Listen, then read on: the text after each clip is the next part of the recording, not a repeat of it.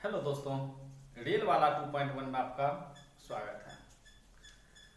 आइए, जो आपका सीरीज चल रहा था एसएससी के डिस्कशन का, उसमें आगे की हम बताने की कोशिश करते हैं। तो इससे पहले के वीडियो में हमने 2000 ईस्वी का 2000 ईस्वी में 27/2/2000 ईस्वी की प्रथम पाली में जो एग्जाम में जो पूछा गया था क्वेश्चन, उसका हम डिस्कशन किए हुए थे। उसमें कुछ 2-4 क्वेश्चन बच गया था, तो आज हम उसको क्लियर करते हुए द्वितीय पाली के हम बारे में देखेंगे। तो वहाँ आपको, यदि आप पीछे का वीडियो देखे होंगे तो आप देखे होंगे कि बहुत सारा इसमें इंपॉर्टेंट क्वेश्चन आपको एक्स्ट्रा बताया जा रहा है। तो नेक्स्ट आपको बताए थे, जो सबसे बड़ी सिंचाई नहर इंदिरा गांधी नहर, सबसे बड़ी सिंचाई नहर क्या है? इंदिरा गांधी नहर। नेक्स्ट पूछा था जो इसको पूछना, हाँ, राष्ट्रपति द्वारा राष्ट्रीय आपात स्थिति की घोषणा किए जाने के बाद किस अवधि तक इसका अनुमोदन संसद के प्रत्येक सदन द्वारा हो जाना चाहिए।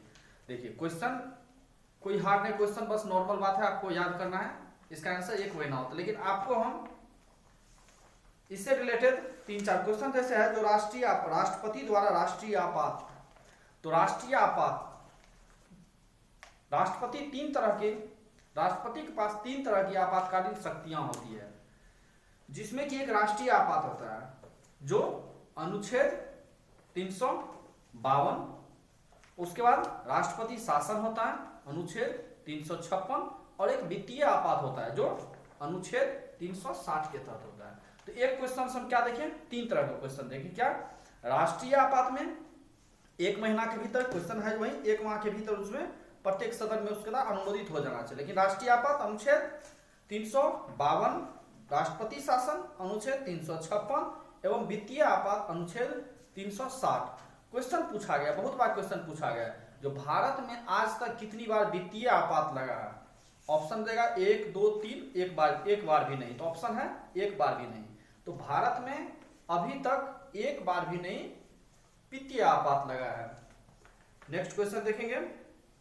नेक्स्ट क्वेश्चन है, जो भारतीय गणतंत्र की यथार्थ संवैधानिक स्थिति 26 जनवरी 1950 को संविधान लागू होने के समय क्या थी? आंसर होगा एक प्रभुसत्ता संपन्न प्रजातांत्रिक गणतंत्र। ठीक, तो इसमें क्या लिखा हुआ है? 26 जनवरी 1950, यानी कि कहने का तो भारत पूर्ण रूप से गणतंत्र कब हुआ? 26 जनवरी 1950 को। नेक्स्ट क्वेश्चन आपको याद नहीं करना है। उसके बाद नेक्स्ट में लिखा है, उच्च न्यायालय एवं सर्वोच्च न्यायालय द्वारा किस समावेश यानी रीट को जारी करके किसी अधिकारी द्वारा न किए जाने जा रहे कोई कार्य कराने के लिए उसके बाद किया जा सकता है। यानी हम बताए थे रीट के बारे में, रीट क्या होती है। तो इसमें क्वेश्चन है, एक परमादेश का रीट के बारे में पूछा हुआ है। जो परमादेश रीट क्या है, तो इसका चूंकि रीट चूंकि 5 प्रकार का होता है, 5 प्रकार का होता है। तो रीट के बारे में एक स्पेशल हम बोले थे कि स्पेशल वीडियो ही बनाया जाएगा उस पर, क्योंकि एक 5 रीट के बारे में कम से कम आपको 20 या 25 मिनट का टाइम लगेगा। तो इसका एक स्पेशल वीडियो बनाया जाएगा। सिर्फ आपको इतना याद रखना है, जो रीट जो है, परमादेश का क्या होता है? परम आदेश, मतलब किसी को आदेश दे रहा है, किसको? तो वही लिखा गया है, किसी प्राधिकारी द्वारा न किए जा रहा कोई कार्य कराने के लिए उसे बाध्य किया जा सकता है। मतलब जो वो काम नहीं कर रहा है उसको क्या दिया जाता है? बाध्य किया जाता है, आप ये काम करिए। उसको हम परम आदेश या परमादेश कहते हैं। तो ये रीट जो जारी किया जाता है सर्वोच्च उच्च न्यायालय एवं सर्वोच्च न्यायालय। यदि पूछा जाए सर्वोच्च न्यायालय तो उसको अनुच्छेद 32, अनुच्छेद 32 के तहत, लेकिन यदि उच्च न्यायालय पूछा जाए तो अनुच्छेद 226 के तहत याद करना है। यानी सुप्रीम कोर्ट यानी कि दिल्ली। ठीक, यदि सर्वोच्च न्यायालय या उच्चतम न्यायालय जिसको बोलते हैं सर्वोच्च न्यायालय, यदि सर्वोच्च न्यायालय रीट जारी करेगा अनुच्छेद 32 के तहत, इसी तरह हर एक स्टेट का अपना जो न्यायालय होता है उच्च न्यायालय, वो जारी करेगा आपको 226 के तहत। 5 प्रकार का रीट है, तो आपको याद रखना है। आगे नेक्स्ट वीडियो में हम रीट करके, तो बंदी प्रत्यक्षीकरण है, परमादेश है, अधिकार परीक्ष है, उसके बाद और 2 रीट है। तो आप किसी प्रकार के 5 रीट है, तो 5 रीट आपको एक अलग सेपरेट वीडियो के थ्रू आपको बताया जाएगा। नेक्स्ट है, भारतवर्ष के लिए एक संघीय ढांचे को सर्वप्रथम किसने प्रस्तुत किया था? 1935 के अधिनियम। इसमें क्या क्वेश्चन, यदि आपको कोई क्वेश्चन पूछा जाए जो मतलब कुछ ऐसा क्वेश्चन पूछा है जिसमें कि लिखा हो जैसे 1900 मार्डो मिंटो सुधार या मॉन्टेग्यू चेम्सफोर्ड सुधार, ये क्या था? एक ब्रिटिश सरकार के द्वारा तरह तरह भारत की संविधान बनाने, भारत का उसका एक शासन देने के लिए, या ब्रिटिश सरकार अपना खुद ब खुद को हमेशा कुछ न कुछ सुधार करते रहता था। इसी के तहत बहुत सारा है, जिसमें कि इंपॉर्टेंट आपको 1909 मार्लो मिंटो सुधार, 1919 मॉन्टेग्यू चेम्सफोर्ड सुधार और 1935 भारत शासन अधिनियम। इसको 3 को हमेशा याद रखना है। तो मार्लो मिंटो क्या था? इसमें मुस्लिम को अलग से वोट देने का अधिकार दिया गया। 1900 मॉन्टेग्यू चेम्सफोर्ड 1919 उसमें कुछ और अलग बात है। यदि और 1935 में भारत शासन अधिनियम। यदि आपको एग्जाम में कुछ नहीं आ रहा है जिसमें 1909 मारे 1800 बहुत सारा है, आपको कम से कम बहुत सारा 10-15 से ऊपर है, यदि आपको कुछ नहीं याद है जैसे 1861 है, उसके बाद 1791 है, 1793 बहुत सारा है, तो यदि आपको कुछ नहीं याद है तो 1935 मार्क दिए। 100 में से 90 का आंसर 1935 भारत सरकार अधिनियम ही, क्योंकि भारत सरकार अधिनियम 1935 को ही जो अभी अनुच्छेद जितना है टोटल का क्या कहते हैं ब्लू प्रिंट कहा जाता है। यानी जितना भी, यानी कि जैसे हम विभिन्न देशों से हमने विभिन्न सारे स्रोत लिए हैं, जैसे मौलिक कर्तव्य कहाँ से लिए तो रूस से, मौलिक अधिकार कहाँ लिए संयुक्त राज्य अमेरिका से, इसी तरह जो हर एक जगह से अपना अपना लिए हैं। तो 1935 के अधिनियम में जो बहुत सारा चीज दिया गया तो उसको हम क्या कहें तो एक लघु संविधान भी कर सकते हैं। यानी कि उसको हर एक पार्ट में 1935 इतना अधिनियम था जो भारत सरकार उसको जज करता वहां पे उतार चुकी है। तो यदि कोई ऑप्शन आपको याद ना रहे तो आप 1935 मार के आ जाओ तो आपका 100% सही होगा। तो 1935 वही दिखाया, भारत में संघीय ढांचे का सर्वप्रथम किस अधिनियम में प्रस्तुत किया गया? तो 1935 के अधिनियम। नेक्स्ट है, यूरिया में किस तत्व की मात्रा सर्वाधिक होती है? यूरिया में हमेशा नाइट्रोजन, NH3। यूरिया का फॉर्मूला पूछ देता है, NH3 में नाइट्रोजन अप्रॉक्स 70% से ऊपर आता है, 75 या 78% होता है यूरिया। उसके बाद नेक्स्ट याद रखना है, सर्वोच्च न्यायालय के मुख्य एवं अन्य न्यायाधीश की नियुक्ति कौन करता है? इसका आंसर पता होगा, सर्वोच्च न्यायालय है जो उच्च न्यायालय, उसके मुख्य न्यायाधीश की नियुक्ति कौन करता है? राष्ट्रपति।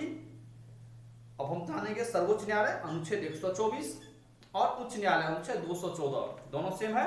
अनुच्छेद 124 124 सर्वोच्च न्यायालय और 214 स्टार्टिंग के 1-2 को उल्टा देंगे 2-1 तो आ जाएगा उच्च न्यायालय, और 1-2-4 सर्वोच्च न्यायालय।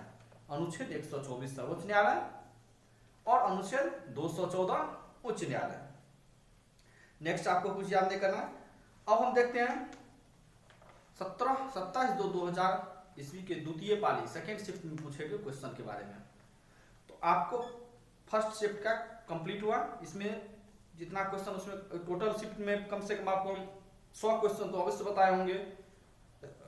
नेक्स्ट देखते हैं हम द्वितीय पाली में क्या पूछा गया था। फर्स्ट में था लेटेराइट मिट्टी का विकास किसके परिणाम होते, इसको कुछ नहीं याद करना, इसको नहीं पूछा जाएगा। नेक्स्ट हम देखते हैं आगे का, भारत सरकार द्वारा प्रयोग में आने वाले शक संबद्ध किसने प्रारंभ किया। यदि आप मेरे चैनल पे पुराने हो और आप यदि कंटिन्यू देख रहे हो तो जस्ट हम आज से 2-3 दिन का वीडियो में यदि लूसेंट के सीरीज में आपको हम शक संबद्ध, विक्रम संबद्ध, गुप्त संबद्ध एवं हिजरी संबद्ध के बारे में बताए हुए हैं, बहुत डिटेल से बताया।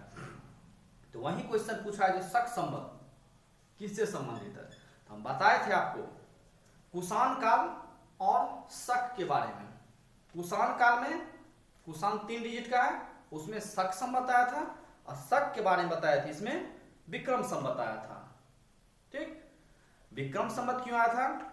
उज्जैन के एक स्थानीय राजा थे जिन्होंने शक पर विजय प्राप्त किया था, इसी के उपलक्ष्य में उन्होंने विक्रम संबद्ध चलाया था। लेकिन शक संबद्ध कुषाण शासकों ने चलाया था जब कनिष्क गद्दी पर बैठा, जिसे कि अभी भारत सरकार वही शक संबद्ध को ले आ रही है। वही क्वेश्चन पूछा है जो भारत सरकार द्वारा प्रयोग में, तो भारत सरकार कौन सा प्रयोग में लेती है? शक संवत, जिसको किसने चलाया? कनिष्क। कब? गद्दी पर बैठने के समय। इसका ईस्वी याद रखना है 78 ईस्वी में, और विक्रम संवत 58 ईसा पूर्व में।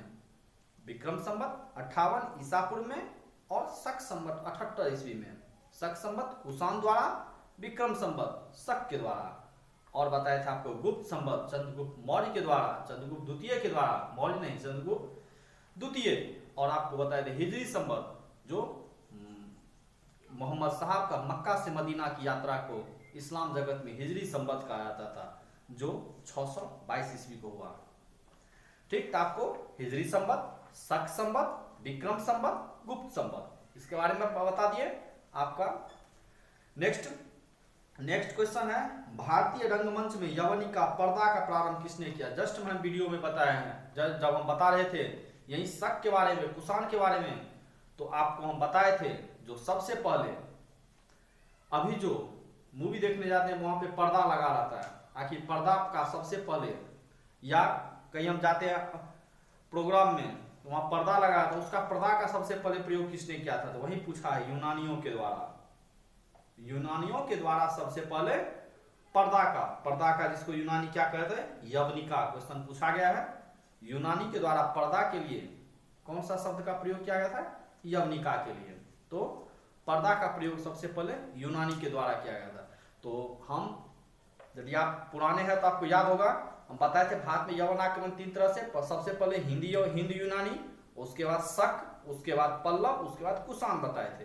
वही हिंद यूनानी में बताए थे, जो सबसे पहले यूनानियों ने पर्दा जिसको यवनिका कहते थे उसका प्रयोग किया था। साथ ही साथ हम बताए थे, भारत पर आक्रमण करने वाला सबसे पहले बैक्टीरियाई शासक कौन था? डेमेट्रियस। इसको आपको यदि हिंद यूनानी वाले चैप्टर में देखे होंगे शक और इसके बारे में, तो हम बताए थे भारत पर सबसे पहले डेमेट्रियस शासक, सबसे पहले बैक्टीरियाई शासक डेमेट्रियस ने आक्रमण किया था। नेक्स्ट था, गांधी जी के साथ नमक सत्याग्रह का नेतृत्व किसने किया था? सरोजिनी नायडू। हम इससे पहले भी हम बताए हैं, यदि आपको सरोजिनी नायडू का नाम हो और महात्मा गांधी का, कहीं महात्मा गांधी का नाम हो, ऑप्शन में सरोजिनी नायडू हो, तो 100% आंख मूंद के सरोजिनी नायडू लगाइएगा। जैसे आपको हम यदि पीछे में आप देखिएगा तो हम कांग्रेस का अधिवेशन के बारे में बताया। कांग्रेस का अधिवेशन में जब 1924 के बेलगांव अधिवेशन हुई थी, 1924 का बेलगांव अधिवेशन गांधी जी अध्यक्षता किए हुए थे, और जस्ट 1925 का कानपुर अधिवेशन में सरोजिनी नायडू अध्यक्षता किए हुए थे। तो जहां पर भी महात्मा गांधी उसके साथ सरोजिनी नायडू का था। इसी तरह नमक सत्याग्रह आपको बताए थे 12 मार्च 1930 ईस्वी को, साबरमती से दांडी तक 6 अप्रैल 1930 ईस्वी को वहां पे पहुंचे हुए थे 79 समर्थकों के साथ, और वहां जाकर उन्होंने नमक बना के नमक कानून को तोड़ा था और असहयोग आंदोलन प्रारंभ किए हुए, और सविनय अवज्ञा आंदोलन प्रारंभ किए हुए थे। इसी नमक आंदोलन में महात्मा गांधी के साथ जो 79 जो उनके साथ समर्थक था, उसमें एक सरोजिनी नायडू भी थी। तो आपको दोबारा रिवीजन हो गया नमक सत्याग्रह, नमक आंदोलन के बारे में। चलिए नेक्स्ट हम देखते हैं। नेक्स्ट पूछा था, किस योजना के अंतर्गत सरकार ने वह कृषि नीति बनाई जिसने हरित क्रांति को जन्म दिया? तो तृतीय पंचवर्षीय योजना। अब बात रही पंचवर्षीय योजना की, इसमें जितना क्वेश्चन पूछा गया है अभी तक हम जितना बताएं, टोटल रेल वाला 2.1 चैनल पे आप यदि सर्च करोगे तो हर एक क्वेश्चन का आंसर आपको अभी तक बता चुका गया है। जैसे अभी जितना हम बताएं, आप यदि विश्वास नहीं हो तो पीछे का वीडियो लूसेंट का सीरीज जो है उसमें आप जाके वीडियो देख सकते हैं, टोटल इसका क्वेश्चन बनाया है। नेक्स्ट जो अभी है तृतीय पंचवर्षीय योजना, आप जाके चैनल पे सर्च करिए पंचवर्षीय योजना, आपको मिल जाएगी पंचवर्षीय योजना का। उसमें बशर्ते आपको ट्रिक के थ्रू बताए हैं, ट्रिक के थ्रू, और साथ ही साथ बताएं प्रथम पंचवर्षीय योजना में किसकी प्राथमिकता दी गई, द्वितीय पंचवर्षीय योजना में किसकी प्राथमिकता दी गई, तृतीय पंचवर्षीय योजना में किसकी प्राथमिकता। इसी तरह बहुत बताया है। जैसे क्वेश्चन पूछा था, गरीबी हटाओ का नारा किस पंचवर्षीय योजना में दिया गया? भारत में भिलाई संयंत्र जो है उसकी स्थापना कौन से पंचवर्षीय योजना हुआ? उद्योग की किस पंचवर्षीय योजना में प्राथमिकता दी गई? आप चैनल पे देखें, उसमें आपको एक बहुत बड़ा बहुत शानदार ट्रिक, भीरू राज दुबरी यानी भिलाई राउरकेला में जर्मनी के सहयोग से। इसी प्रकार आपको 4 लौह इस्पात संयंत्र के बारे में एक ट्रिक के थ्रू बताया गया, साथ ही साथ उसका कब स्थापना है उसका ईस्वी भी बताया गया। तो आप वहां पे जाके देख लीजिए। तो द्वितीय पंचवर्षीय योजना काल में मुख्य रूप से उद्योग पे प्राथमिकता दी गई और तृतीय पंचवर्षीय योजना में यार क्वेश्चन जो लिखा हुआ है, जो कृषि नीति बनाई गई, कृषि नीति के तहत हरित क्रांति तृतीय पंचवर्षीय योजना में प्रारंभ की गई। गरीबी हटाओ पांचवी पंचवर्षीय योजना में। इसी तरह से बहुत सारा पंचवर्षीय मुख्य विशेषताएं क्या थी, और साथ ही साथ आपको अभी जो योजना आयोग चल रहा है, योजना आयोग के बारे में पूरा डिटेल से बताया गया है। तो आप जाके चैनल पे देखें, चैनल पे सर्च करें और देखते रहें।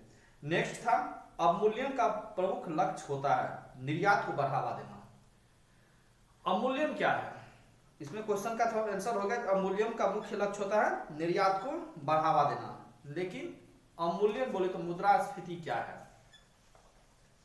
मुद्रास्फीति को जानने के लिए चूंकि मैं शॉर्ट में एक बताना चाहेंगे लेकिन बहुत लंबा चल जाएगा वीडियो, तो मुद्रास्फीति को जस्ट लाइक हम बताने की कोशिश करें। जैसे अभी आप सुनेगा, अभी चल रहा है बिटकॉइन या फिर बहुत सारा अभी एक क्रिप्टो करेंसी के बारे में, अभी जस्ट एक क्रिप्टो करेंसी की बात चल रही है। तो मुद्रास्फीति को जैसे आप यदि आप क्रिप्टो करेंसी जानते हैं तो मुद्रास्फीति को जानिए। देखिए क्रिप्टो करेंसी क्या होता है, सपोज मेरे पास ऐसा 10 पेन है, हम क्या कि पेन को, मेरे पास सिर्फ 10 पेन है, हम क्या क्या किसी को बोल दे भाई लो ये पेन लो, ये पेन लेके किसी को दे दो, तुमको वो 10 रुपया दे देगा। आप गए किसी के पास बोले भाई ये पेन लो, हमको 10 रुपया चाहिए, वो बोला भाई इसमें क्या खास बात है 10 रुपया इसको चाहिए, बोलो तुम बोलोगे क्या भाई ये पेन ले लो, तुम जब पकड़ोगे हाथ में पता चलेगा इसकी क्या खास बात है। ओके, हम 10 का पेन बनाए, सपोज हम 5 का पेन बनाए, हम इसको 6 रुपया दे दे, 1 रुपया मेरा प्लस हुआ, हम बेच दे 6 रुपया में। इसकी खास बात क्या है, यदि वो आदमी किसी तीसरे आदमी को देगा, बोलेगा भाई ये पेन ले लो, ये 10 रुपया की है, इसमें खास बात तुम इसको 15 रुपया में ले लो। दूसरा बोलेगा भाई क्या बात है, क्या इसको 15 में क्यों ले? बोलोगे देखो यदि तुम 15 रुपया में पेन को लिए हो तो सिर्फ और सिर्फ ट्रांजैक्शन हमारे तुम्हारे के बीच में होगा, सिर्फ 2 आदमी जानेंगे, इसका बैंक से कोई रिलेशन नहीं रहेगा, सिर्फ हम तुम जानोगे इसके बारे में क्या है और किसी को पता नहीं चलेगा। इसका बेनिफिट क्या होगा, तुम 15 रुपया में यदि लिए हो, तुम्हारा 15 रुपया गया, 15 से तुम किसी को बेचोगे सपोज 20 रुपया में, तुमको 5 रुपया, हमको भी 5 रुपया, जो कंपनी बनाए उसको भी 5 रुपया। तो मुद्रास्फीति में क्या होता है, जैसे 10 पेन हम बनाए, इसको खरीदने वाला सपोज पहले 10 आदमी था, अब 10 आदमी क्या हुआ, जान गया भाई पेन बहुत पावरफुल है, तो सिर्फ मेरे पास 10 पेन है, इसको खरीदने वाला 50 आदमी आ गया, समझ गया सारा इसमें बहुत ज्यादा पावरफुल है, ये कहीं पे जाओगे कुछ इसका कहीं किसी को पता नहीं चलता, ब्लैक मनी छुपाने का बहुत बड़ी जरिया है। क्या करोगे, हम 10 पेन बनाए, खरीदने वाला इसको 50 आदमी हो गया, हम क्या करेंगे 10 पेन का हम 10 रुपया बनाएंगे, इसका हम 50 रुपया रख देंगे। एक पेन पे 40 रुपया बेनिफिट हुआ, जैसे 10 आदमी खरीदे 400 रुपया बेनिफिट हो गया। तो मुद्रास्फीति में क्या होता है, जैसे क्या होता है, उत्पादक का सामान कम रहता है और उसको खरीदने वाला बहुत ज्यादा हो जाता है, तो जिससे क्या होता है, जो उसका उत्पादन करता है वो क्या होता है, बहुत ज्यादा धनवान हो जाता है, उसके पास बहुत ज्यादा पैसा हो जाता है, खरीदने वाला फिर आगे जाके उसका बेनिफिट लेता है। तो मुद्रास्फीति जस्ट लाइक यही है। तो इसमें मेन पॉइंट क्या पूछने वाला होता है, इसमें किसको बेनिफिट होता है और किसको लॉस होता है। तो इसको आपको याद रखना, लिख लेना है, जो उत्पादक वर्ग जो है, हम क्या बोले, जैसे हम इस पेन को उत्पाद किए तो हमको क्या वैसे बेनिफिट हुआ, मेरे पास 10 ही पेन है और मार्केट में सिर्फ 10 पेन है, अदर कंपनी का कोई पेन नहीं, सिर्फ मार्केट में 10 पेन है, मेरी मनमानी चलेगी भाई, जितना हम इसका प्राइस रखे आदमी को लेना तो है। तो इसमें जो उत्पाद कर रहा है उसको बेनिफिट होगा, साथ ही साथ ऋणी यानी लेनदार को बेनिफिट होगा, और देनदार जो देने वाला है ऋणदाता उसको हानि होगी। इसमें 2-4 क्वेश्चन याद रखना है, उत्पादक वर्ग यानी कृषक, व्यापारी, उत्पादक वर्ग में क्या होगा, कृषक, व्यापारी, उद्योगपति, ये क्या होगा, इसको बेनिफिट होगा। परिवर्तित आय वाले, जिसका इनकम मतलब बढ़ते रहता है घटते रहता है, उसको बेनिफिट मिलेगी, ठीक। धनी वर्ग को बेनिफिट मिलेगी, ऋणी यानी लेनदार को बेनिफिट में होगी, और हानि किसका होगा, ऋणदाता जो ऋण देने वाला है उसको भी हानि होगी और निश्चित आय वाले को हानि होगी। तो एग्जाम में पूछा जाता है जो मुद्रास्फीति से किसको लाभ होता है, लेनदार की देनदार को। मुद्रास्फीति से किसको लाभ होता है, लेनदार की देनदार को। तो हमको याद रखना है ऋणी यानी लेनदार को मुद्रास्फीति से लाभ होता है, इसी हम अवमूल्यन कहेंगे। नेक्स्ट आप बहुत लंबा आ जाएगा इसके आगे, चलो आगे और 5-7 क्वेश्चन बता देते हैं। संरचनात्मक बेरोजगारी का, संरचनात्मक बेरोजगारी क्या कारण है, भारी उद्योग की कमी, अभिनीति, कोई बात नहीं। इसको संसद के 2 सत्रों के बीच अधिकतम अंतराल कितना होना चाहिए, 6 वर्ष, सबको याद होगा, 6 माह का, सबको याद होगा। नेक्स्ट, भारतीय संविधान भारत को किस प्रकार वर्णित किया, भारत एक राज्यों का संघ है। अनुच्छेद 1 में ही कहा गया भारत क्या है, राज्यों का संघ है, भारत राज्यों का संघ है। नेक्स्ट है 1977 में पंचायती राज की समीक्षा के लिए गठित समिति का अध्यक्ष किसने की थी, अशोक मेहता। अब यहाँ पर चूंकि वीडियो बंद करना चाह रहे हैं क्योंकि पंचायती राज से संबंधित कम से कम 10 क्वेश्चन पूछा जाता है। इससे कुछ समिति जैसे अशोक मेहता समिति 1977 में इन्होंने पंचायती राज को बोला 2 भाग में होनी चाहिए, 2 स्तर पर इन्होंने बताया था। जबकि हम पढ़ेंगे आगे बलवंत राय मेहता समिति जो 1957 में आया था, जिसके आधार पर बलवंत राय मेहता समिति का आधार बताया था पंचायती राज 3 स्तरीय होना चाहिए। गांव गांव सुनते हैं ग्राम सभा, सब पंचायत समिति और जिला परिषद। तो ये बलवंत राय मेहता से 1957। तो नेक्स्ट वीडियो में आपको पंचायती राज के बारे में बताएंगे।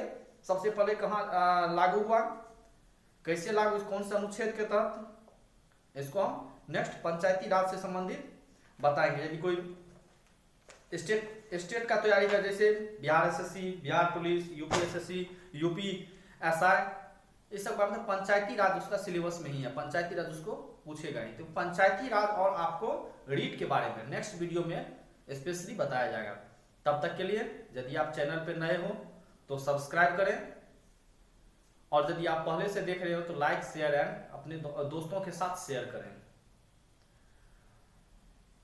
नेक्स्ट वीडियो में आपको जैसे बताया गया, नेक्स्ट वीडियो में आपको बताया जाएगा पंचायती राज और रीट के बारे में। तब तक के लिए जय हिंद, जय भारत।